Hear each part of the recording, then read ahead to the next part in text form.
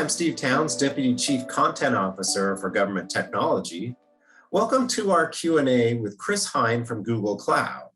Chris is Head of Customer Engineering for Public Sector at Google Cloud. Chris, it's great to talk with you again.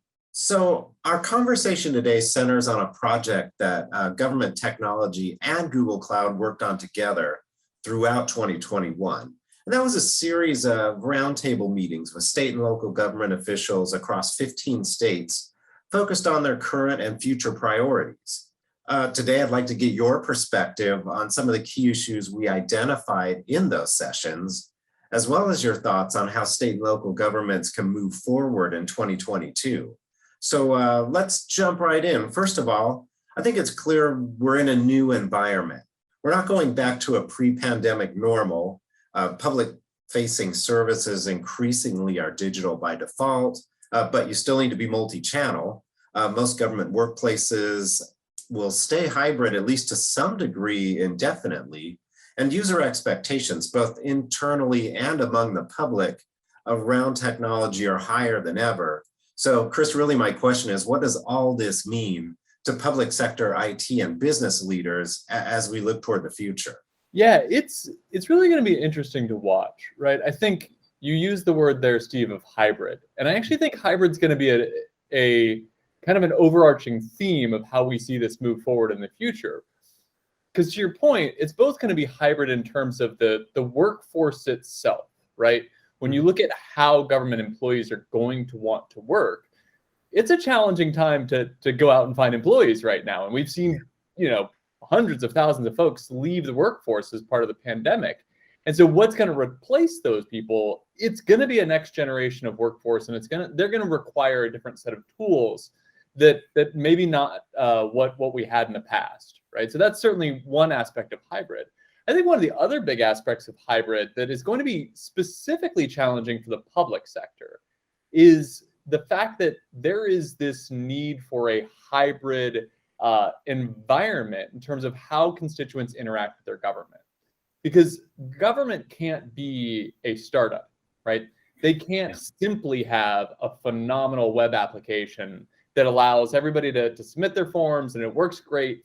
That's not an acceptable level for government, because it's got to be able to serve constituents of all varieties, right? And so some folks are comfortable on the web, some folks are comfortable on their phone, and some aren't, right?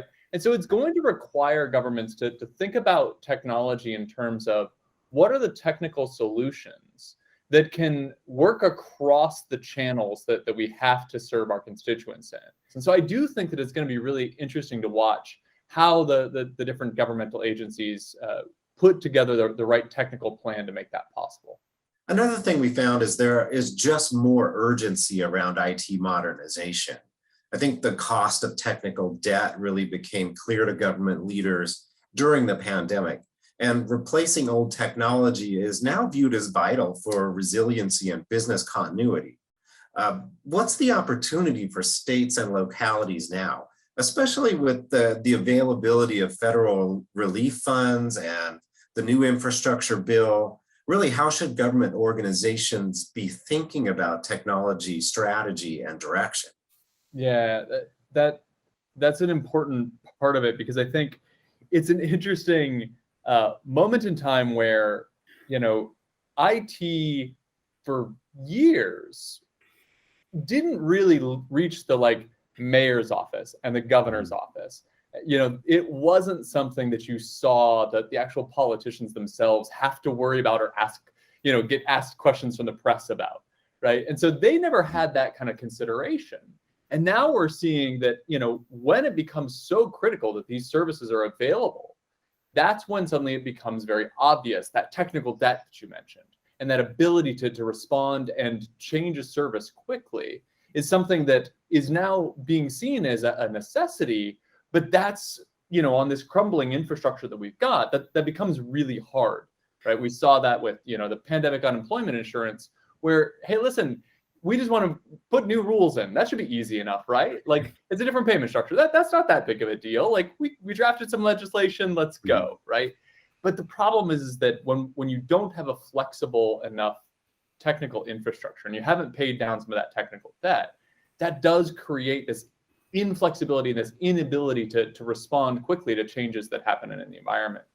So I think, to your point about the federal funding, I think we have seen some really good response, from the federal government of saying, hey, clearly something has to change here. Clearly we can't respond as quickly as we should. So let's make sure we fund these things. Let's make sure that we get, better cyber defense on these platforms. Let's make sure that we've got better scale and opportunity to adjust in the future.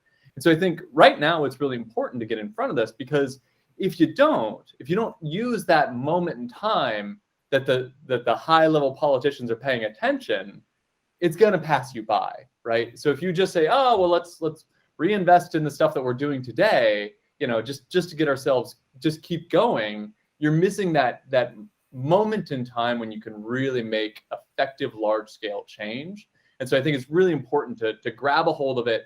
It's still in the press, it's still in everybody's recent memory, to go ahead and make the change today in terms of how you work, what technologies you trust, and how you're going to build that for a long-term platform for the future. One thing the pandemic really proved is that government organizations can move faster on deploying new and innovative technologies. But I think now there's a concern out there that some of these gains might have been temporary.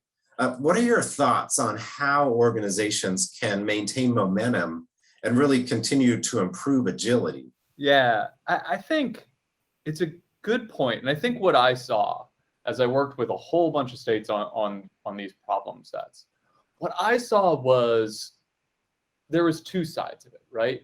Some of it was realizing that you have to take a different strategy when you're in the midst of a crisis, right? You can't put out a 6-month RFP and then get responses and then give that vendor 2 years to put together a system, right?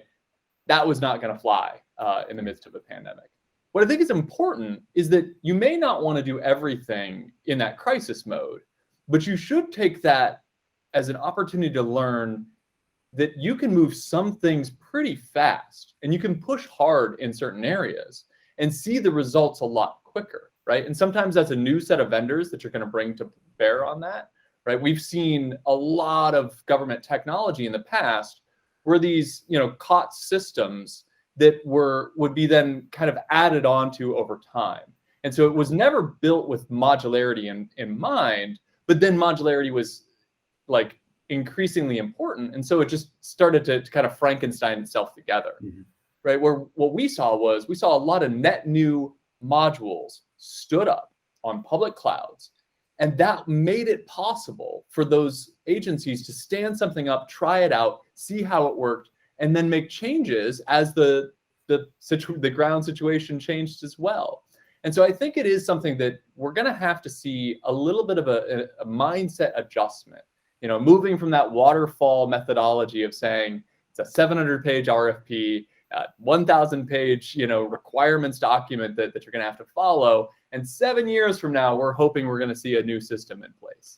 I think that you're seeing, both from the federal legislation and what the states themselves desire to do, this idea that we need to see improvement over the short term that can create that long-term environment. And I think it's going to be an exciting way for public sector to catch up a little bit with how private sector has been building technology these last 15 years. And Chris, finally, I think we really saw cybersecurity remains a top concern and a real struggle for many state and local governments. I mean, these agencies are frequently ransomware targets. They have a hard time attracting security talent.